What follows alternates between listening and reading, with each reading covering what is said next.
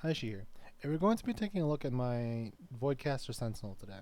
So I'm going to be showcasting at wave 200 because something did come up, and I had to cut it a bit short. I wanted to get back to 400 again, similar to my Primalist build, but they may have to wait another day. On the other hand, you can see that my character is on the leaderboards here for wave 567, so there's some proof there that the build does work pretty decently up in the higher waves. Um, and there have only been improvements in the gear since then. I could see it pushing up a little higher if you ever do choose to attempt to push that far. And a quick shout out to Chad Mully as well, who did play this build on the hardcore waves, and he did get up to rank 9 at some point. So you can, as always, you can find the imager guide for the build down inside the build description, and let's get into it. Okay. First things off, let's look at the passive tree. We're going to start at Sentinel. The defenses inside this build revolve around block chance. So anywhere you find block chance, for the most part, you take it. Gladiator gives us block chance and block protection. That's an easy pick. And we get the rest of the points inside generic increases and relentless because our damage is going to be coming from Abyssal Echoes. I took 2 points inside Fearless for a little bit of vitality, but you can opt to move these points over to Aegis of Renewal. I would actually recommend removing 3 points from Relentless and 2 points from Fearless to put the 5 points into Aegis of Renewal because the health on block is relatively useful for a tanky build as this. We take the last 5 points into Retaliation and then we move on to Void Knight. You can level this build in various ways. I would recommend just playing it as a generic Fizz build until you unlock Abyssal Echoes and maybe push for Paladin early to get Holy Aura as usual.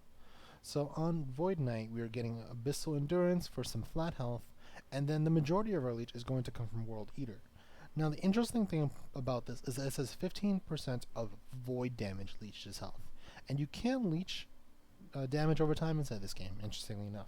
As long as it doesn't say on hit or on melee hit, it says void damage. That means that the damage over time from our massive cast of Abyssal Echoes, as you'll see, is going to be constantly leeching us back damage. So you're going to be seeing incredibly tanky stats, incredibly tanky defenses, and life gain over time and leech rates from this build because of the 15% leech from World Eater. We take the block nodes inside Paladin, which are on the second line here. We take some flat health before it. And as a personal preference, because I do have a lot of issues in the higher waves with fireball casters, I take the full points of percent chance to blind on hit. You can apply this later on inside the build's lifetime because you're not going to be meeting too many scary monsters while you're leveling, or you're not going to be meeting too many fireballers. If you do want to take care of those fireballers and some of those pesky projectile builds that isn't covered by your Ring of Shields, which you'll see later on the Forge Guard tree, you can take Flash of Brilliance. Flash of Brilliance can also be cut to put points into Forge Guard for Rallying Block. Now we'll take 8 points of Steel Aegis to get our 8% block up, and then we take points into Rallying Block just so we can scale up our armor and protections per hit. The interesting thing that you see on this tree is that we don't take any increases inside damage unless we need it to progress into the next phase. The majority of our tree is going to be defenses, flat health, leech, some void protection, all the block, all the flat health, and some attunement, which is going to be coupled with mana on discipline training. So the point of this note is that we're going to be stacking up mana. If you see on my character sheet, I have about 300 mana. And the reason why my mana is so high is because Abyssal Echoes cost a ton of mana to sustain. I get about 6 casts of Abyssal Echoes on 300 pool of mana, maybe 1 extra. And then, similar to my Void Knight build from previous, we're going to rewind back time and get all that mana back. We get some flat health here, and then we travel over to 10 points inside Shield Crafter. Interestingly enough, I think people look over this node because Ring of Shields doesn't have a tree yet, but the minions from Ring of Shields, you can even cast it manually if you like. The minions from Ring of Shields take your Holy Aura, and there's insane amount of health scaling because you're stacking a tune on this build.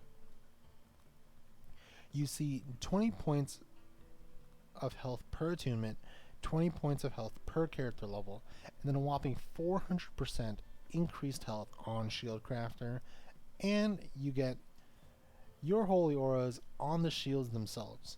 These shields also pull auto attacks from the enemies, which means that even on melee range, you're going to be seeing enemies hit these shields.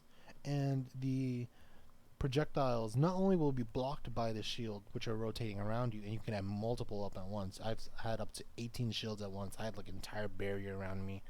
The minions will also target the shields with their projectiles, and it will be off the mark on you a little bit. And it's practically invaluable when you're taking a look at volleys of 20 fireballs coming at you. Any amount of damage not directed towards you is a major plus. And they're not too bad because they're pretty tanky. I take 5 points into Flawless Defender for more block chance, and I take a final 10 points into Honor and Resolve so that I can get the block protections when I've been hit. And the majority of the points do get spread out inside this build. I'm taking the initial points inside Void Knight. I'm taking the initial points inside Paladin for Holy Aura as well. But the majority of points go into Forge Guard because of the block protection. So that's going to be the majority of our defenses. Okay. Now we look at the magic number 78. When you take every single point of block on the tree except for the Paladin's shield wall, when you get a max rolled Solarum shield for 40% block chance and a tier 5 block chance roll for another 15% block chance, you're going to end up with 78 block chance. That's the highest block chance that you can get playing a Sword and Shield and not going Paladin. So that is sort of the optimal number that you want to reach. So, take a step back from the stats, let's talk about our trees. We'll get the easy stuff out of the way first. Holy Aura, very generic tree.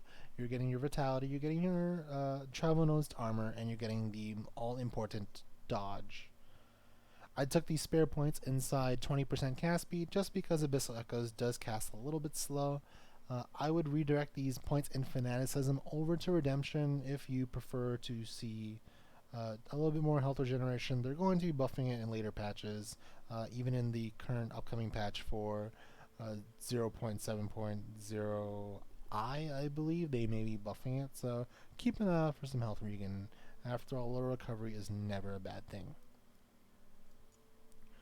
Similar to my other Void Knight Erasing Strike, the Lunge is pure utility, 2 casts, increases inside stun and armor and stun avoidance, and 2 travel nodes in strength to get to the 100% void and elemental protections, as well as invincibility during your lunge. The rest of the points go into mana efficiency and cooldown recovery. And then again, Volatile Reversal, very similar to my Racing Strike Void Knight build. I spec this purely for the debuff for damage over time from Time Rifts, Time Rot for a little debuffing, some movement speed, and the main thing is that I am removing the health return component on the Time Rewind so I can get additional cooldown recovery and let it restore my mana. And I took some a bit ambitious points inside Traveler's Frailty, which increases the damage I take while Volatile Reversal is on cooldown. If you're looking for a more defensive build and you don't want this penalty, it's perfectly fine to unspec Traveler's Frailty, and you can relocate anywhere else as long as it doesn't have a downside similar to this. So again, just a reminder, your Abyssal Echoes is going to cost major amounts of mana. You're going to be casting all of your Abyssal Echoes, and when your mana dips to below, you're going to be using Volatile Reversal to regain all of your mana. Again, Volatile Reversal is not the most consistent skill. Sometimes you may mess it up, Sometimes it bugs on you, and you're going to be stuck at lower mana. And that's the main reason why I use Hammer Throw. And it's spec'd into a fan of 5 hammers moving forward, which I get points into Catapult. It no longer returns to you as a travel node, and then I get this 5-second cooldown on Hammer Throw, but it gives you back 6 health and mana when you hit an enemy with it. So it's basically going to be a conal. It's going to be a conal projectile, and any enemy that you hit with this cone projectile returns mana back to you, and that is sort of like the main way to supplement your mana.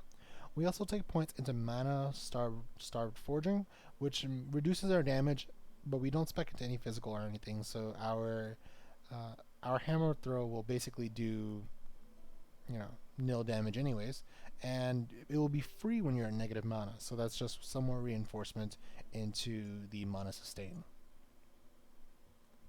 And now the Granddaddy, our main DPS skill, Abyssal Echoes. We are taking the major component of Abyssal Echoes, I would say, aside from the echoes themselves with Temporal Echo and Abyssal Cadence. You're going to be getting 25% increased melee damage and damage over time for each Abyssal Echo you cast in the past 4 seconds. And these echoes, as in the recasting over time from the node Temporal Echo, will also give you the stacking damage over time buff. That's why from these additional recasts spec'd into Abyssal Cadence, that's why you see a major increase inside mana. But you can also widen the gap between the recast times and also get some more mana efficiency. That's why I took 2 points into Distant Echoes.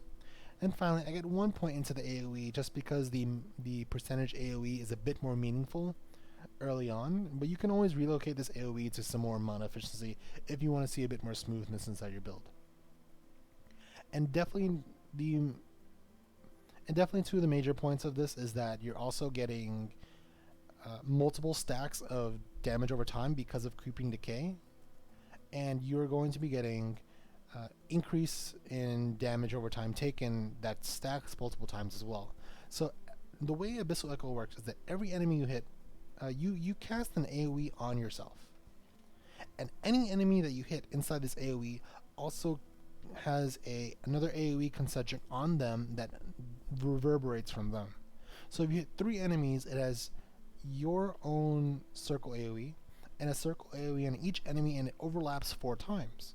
So that stacking damage over time echoes multiple times, and the larger the pack, the more of those purple rings you're going to see, and it's going to be a huge mess of stacking AoE, stacking debuffs, and you're also stacking your own damage over time as well. Now the reason why I use Abyssal Echoes for this build is that I took a major amount of defenses on the tree. You basically saw 0 damage nodes on the tree itself. And the reason for that is because I have no increased damage on the tree, I use Abyssal Infusion with the repeating echoes on Abyssal Echo to stack up my damage over time % as well. And the majority of the scaling is going to come from the skill itself from repeated casts. So if you see my damage over time increase every time the Abyssal Echo repeats itself. Now if I hold down the cast bar, my damage over time skyrockets because you're going to be seeing a huge amount of damage over time increases from each stack of Abyssal Echo. So that's well over 1,000 damage and increased damage over time. And if I kill mobs, if I reset my time rewind, I'm going to be seeing more mana return. I'm going to be seeing more damage over time, and I don't need any scaling on the tree. The scaling on the tree is going to come from the skill itself. Okay, we'll talk stats. 100% glancing, that's how the game is played. That's how the game is itemized. You want 100% glancing. You're taking... Holy Aura gives a nice amount of dodge percent. 45 increased dodge. And in general on Sentinel builds, it's kind of hard to go without some dodge rating because of how effective Holy Aura makes your defenses. So it's going to be, in your prefixes, it's going to be either double glancing, or glancing and attunement, With a small exception on your belts, you can always put damage over time because there is no stat node on your belt. Or you could put dodge percent, which is perfectly fine too. Dodge percent can also go on your relic because there's no more glancing on your relic. You can also get health. And more importantly, for your implicits, don't forget mana on your rings, jeweled circlet for base, just for the mana on your helmet, mana roll on your relic, and mana roll on your amulets, as well as mana efficiency. And you are aiming to get as high as you can for your mana, just to buffer your casts, and so you can get more returns on your mana every time you rewind. Now for the wand itself, Prophecy Wand's the highest base, and you want the pure spell damage roll. It can really be what you want. It could be void if they have it, can be damage over time. And the increase in spell damage and mana cost is necessary because, again, more mana costs, more echoes, more damage over time, percent stacking, more leech, more safety. That's everything. That's all our damage. I took chill on hit because it's a nice defensive suffix, and of course more mana on the wand. Now an important item on our build. Again, I mentioned before, the Solarum shield has a 40% block chance. That means that you're going to get 55% of your block chance from this shield, and the block protection rolls up to 1600. So the idea is that you're going to be getting a majority of your defenses from the shield itself, and you're prioritizing your block chance. It has to be tier 5. Reduce damage on block, and then you can work on your block protection, which is a little extra block protection, and if you can fit in, maybe a dodge roll or health roll. Alright, we're at wave 200. Again, the build I've pushed to 500 before, getting all these extra stats and such. Let's see how it plays.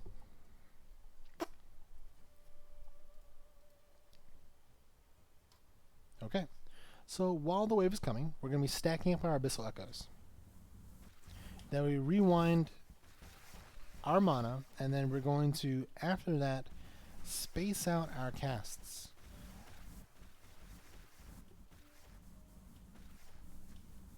Just to sustain our mana a little more, and to make sure we have a nice buffer on our mana. One of the major things to remember about the build is that when you get stunned, all of your existing Abyssal Echoes will get removed. I'm not sure if it's a bug, I'm not sure if they're going to be fixing in the future, but remember, when you get stunned on this build, it's time to panic. Now we take a look at our damage over time. It's going to hover, while we're not spamming our echoes, it's going to hover somewhere around 500 to 700%.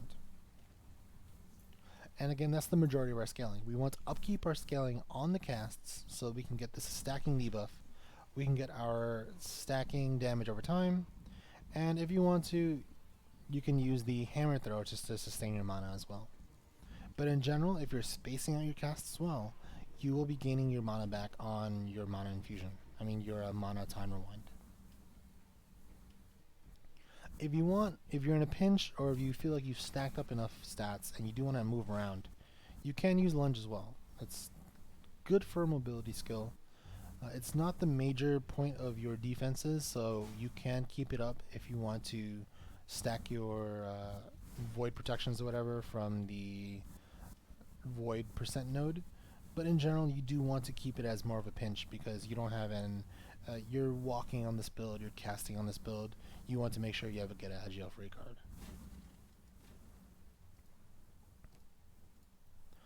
And again, our defenses are a mixture of block and glancing, and if you take a look on here, you're very, very hard to kill while you're leeching. And you see your protections go up, you see your mitigation on block is close to 50%, 60%.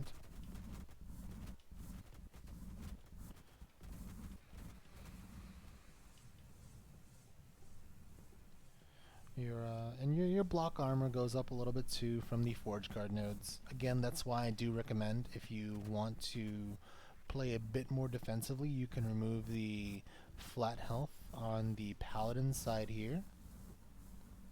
inside the flat health here, and you can max out your block protections for each hit you've blocked recently.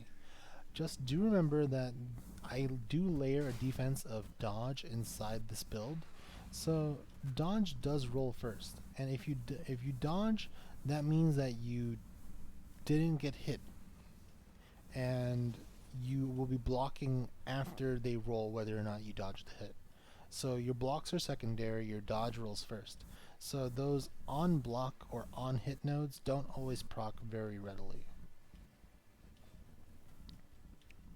Compared to some of the other dot builds, make sure you don't have any chance to ignite or chance to poison, chance to bleed on your gear, because in general right now damage over time is a bit buggy. It does lag out your client a little bit, but for what it's worth on this build, the void damage over time doesn't seem to be too laggy. You may see a lot of graphics, you may see a lot of lag in this build just because there's a lot of AoE effects on the screen, but it's really not too bad compared to the damage over time. Poisons, bleeds, ignites. Alright, we'll do another 5 waves, and then we'll go over maybe a little bit of monolithing. It's definitely not the skill's strong suit because there's not a lot of mobility on the build itself, but perfectly fine. And then we'll call it. So I would say one of the major downsides of this build is that you are still able to get one-shot by melee scullins. Damage over time is also a major weakness.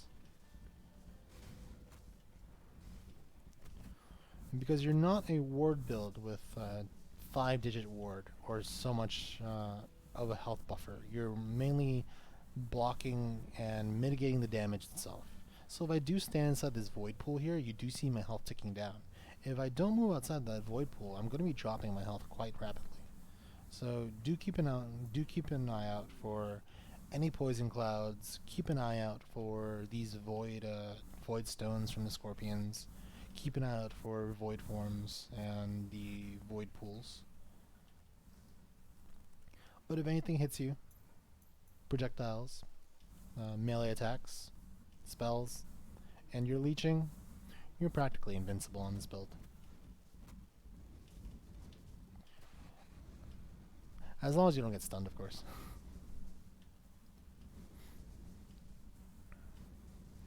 I'd say that the mana hammer throw does come into play a bit more later on inside the waves, because you will be having a lot more issues with your mana. Not right now, because the waves are short. You can sustain your mana on these waves 200 to 300, even the 400 waves just with your base mana pool.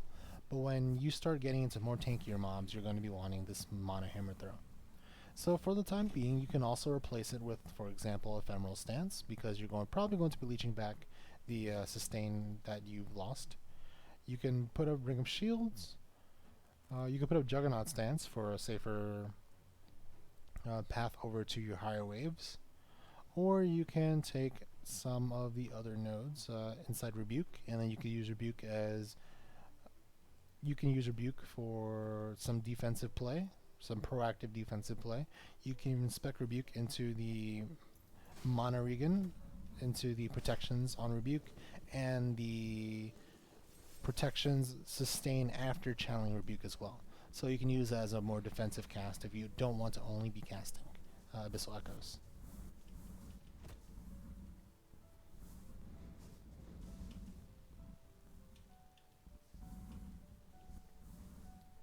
And again here, this is where your mana hammer throw would come in handy.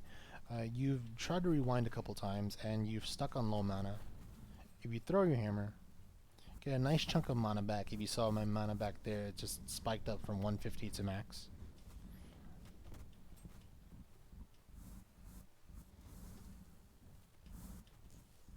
And you go back to casting your Abyssal Echoes.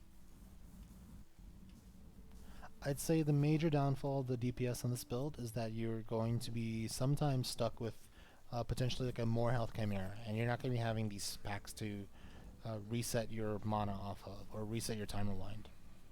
So it's in those situations that Abyssal Echoes does drag on for a little bit it overstays his welcome a bit. But those situations are few and far between, and I'd personally rather be stuck on one big enemy than, I guess, be dead. Because your defenses can definitely handle a single enemy, no problem.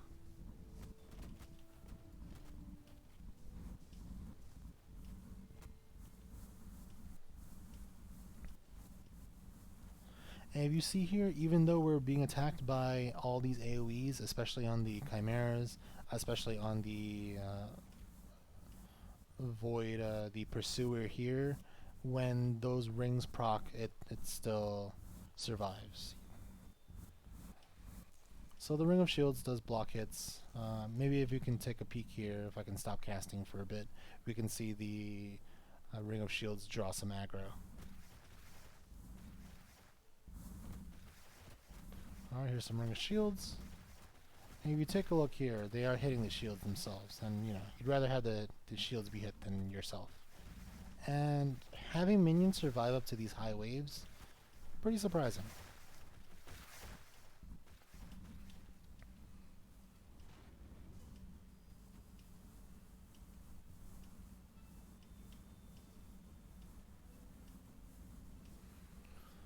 Okay, so that'll do it for the arena showcase for my build. This is again the Void Forge Guard for the Abyssal Echoes build. Yeah, we'll call it a Void Forge Guard. And again, we have a flexible final slot here for whatever you may want to use. It could be, I personally have used what was it? Healing Hand. I personally have used Devouring Orb. I spec'd it and I put it into the middle of the arena and I used it to use time rifts. I personally have used Ring of Shields. I tried Shield Charge, but the mana sustain was a little rough. Ephemeral Stance for quicker early waves. Juggernaut Stance for late game waves. Hammer Throw for mana sustain. I've even used Warpath and I spec'd it into pull so I can pull the enemies together more tightly for the Abyssal Echoes. There's a lot of flexibility in this, and again, the skill will only grow. I've also used Erasing Strike, particularly Erasing Strike, very pretty skill. I spec'd it into the Void Pyre, and I also spec'd it into 3 points of Attuned Strike for mana efficiency, and I used 2 points inside mana absorption, and then with all the mana efficiency, Erasing Strike did become a net gain inside mana when you're hitting bigger packs, tighter whip packs. So, let's take a look into a quick few Monolith runs.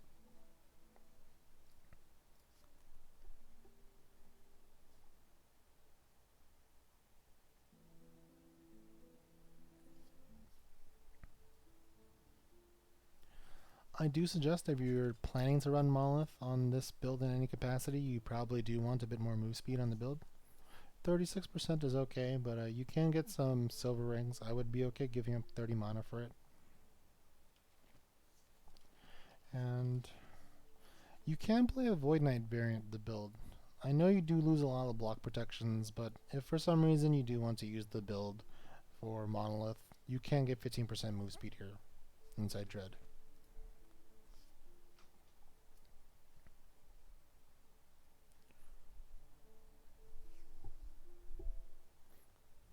Okay. Again, this is not your mage. You're not going to be teleporting screens at a time.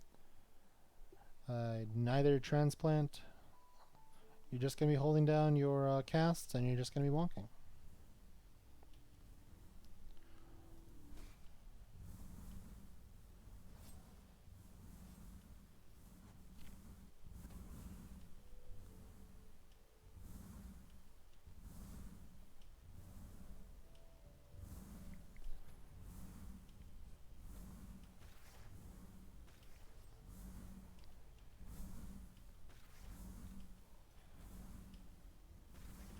I will say, just for an example on this Wraith, you do start seeing those 12k, 14k, I've even seen 20k ticks on my damage over time. It's pretty impressive.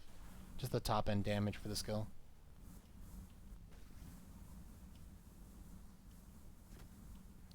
And for what it's worth, for these damage over time skills, you sort of do think they'd be a bit slower than this, but from what I can tell,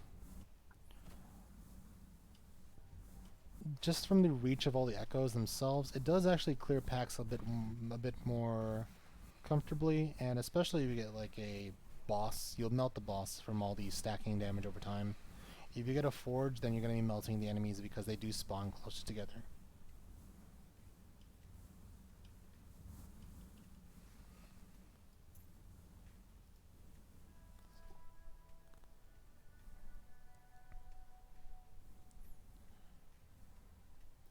Alright, we'll do one or two more monoliths and then we'll wrap it up.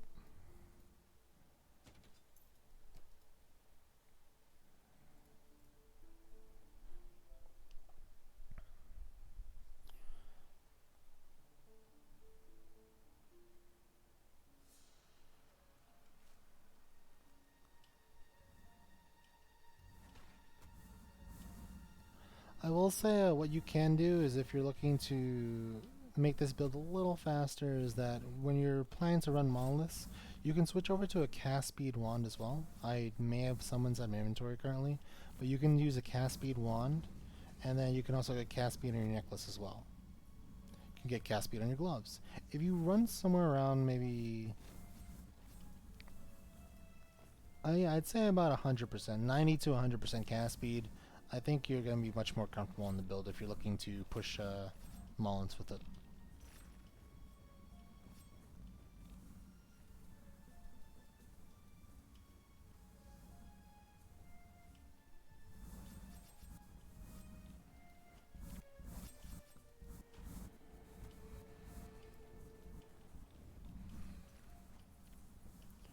The best thing that you can do is just to supplement your damage is making sure that while you're still stacking these Abyssal Echoes, you do want to try your best to carry over your Abyssal Echo stacks from pack to pack, making sure that you know that you have 2 stacks of lunge, and you can space out your Abyssal Echoes enough so that you can lunge from one pack to another and carry over carry over your existing Echoes.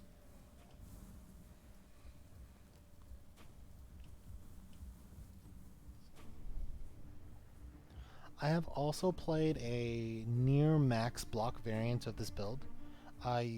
Instead of speccing the Forge Guard with the block protections, I dropped all of the evade and I specced into Shield Wall and Paladin, which destroys your evasion completely, but currently Shield Wall gives you 5% block chance per point compared to 3. So you do end up in a 93% block chance. That's also fairly impressive.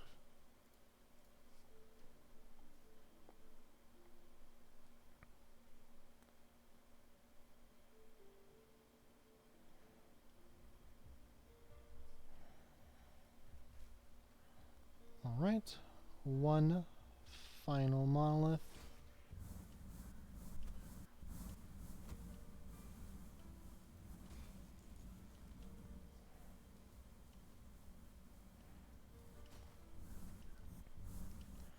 I will say, even though sometimes inside the monolith, the Ring of Shields, or even inside lower waves, the Ring of Shields isn't the most exciting thing.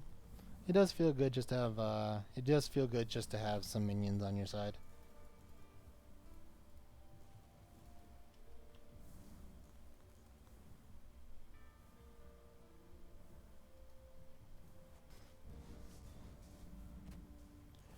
And the advantage of Monolith is that you can kite the mobs a bit easier with the hammer throw, and you can get back a lot more mana per throw than you would inside Arena with set amount of mobs.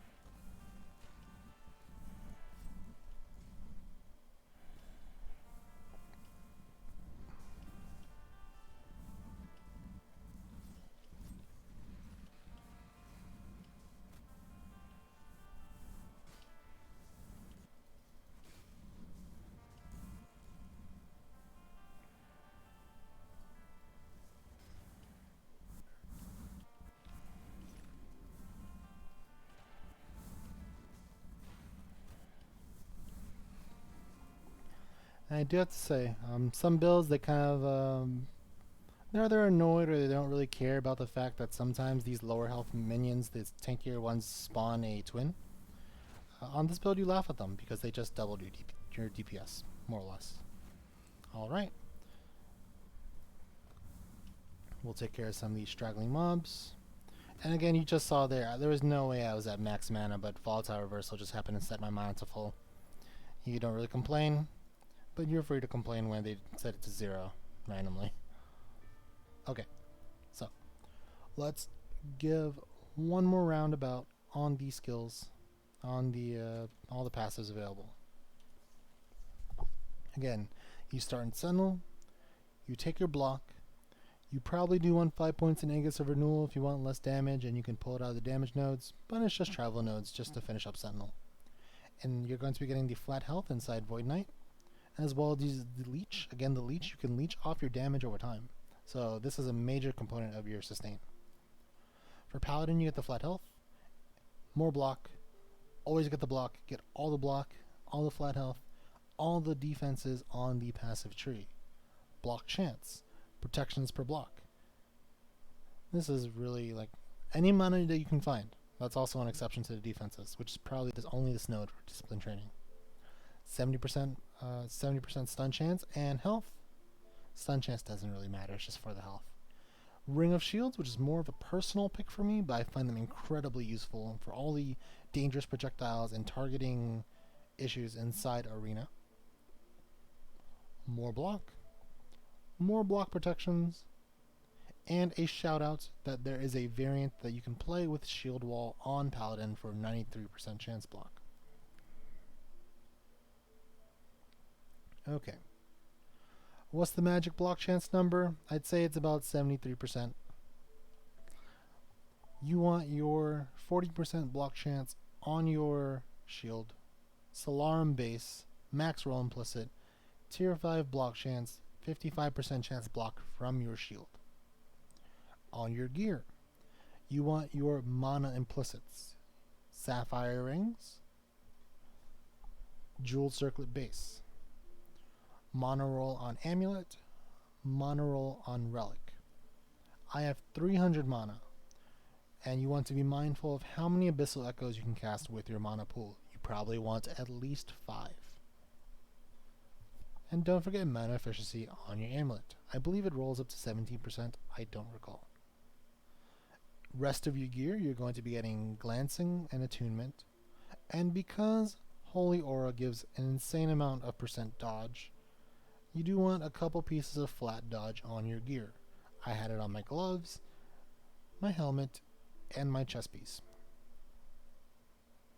And of course, both rings. For your weapon itself, you want to be concerned with having a -3 spell cost and max mana. You can also choose, instead of chill on hit, I personally chose it for a defensive choice, you want to get mana regeneration.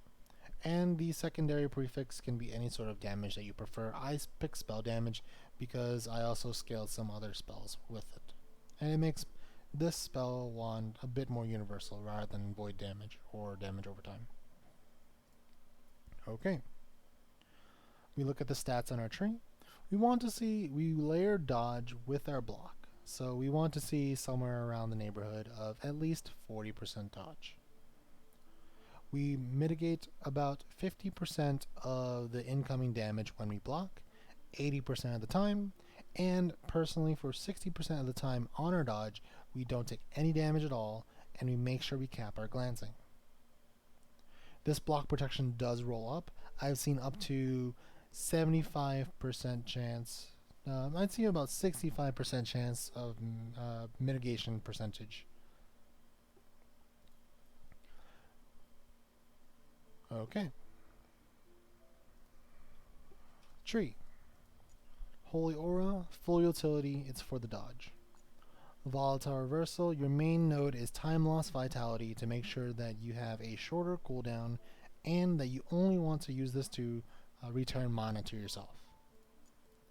Full utility Lunge, and an interesting choice in Hammer Throw for mana returns to help you sustain against mobs. Abyssal Echo speaks for itself. Stacking debuff, stacking damage, stacking buff, and max out on the echoes. Again, you get a lot of damage from Abyssal Echoes.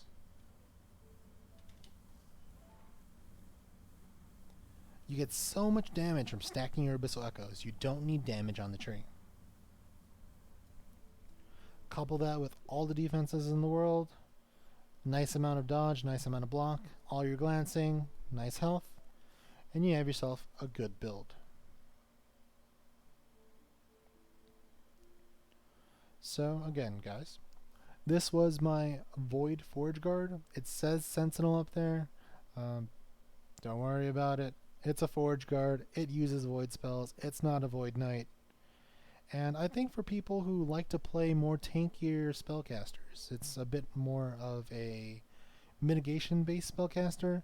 I'm not talking about running around with 10k ward. I'm talking about a more in-your-face spellcaster, someone who's not afraid to get hit and has insane sustain inside giant packs of mobs rather than buffering your health. I think this build is for you. So again, guys, thanks again for watching. This is Aishi, and that was my Void Forge Knight. Again, you can find the image guide down below inside the comments. Thanks again for watching. Good luck out there, and I'll see you guys next time.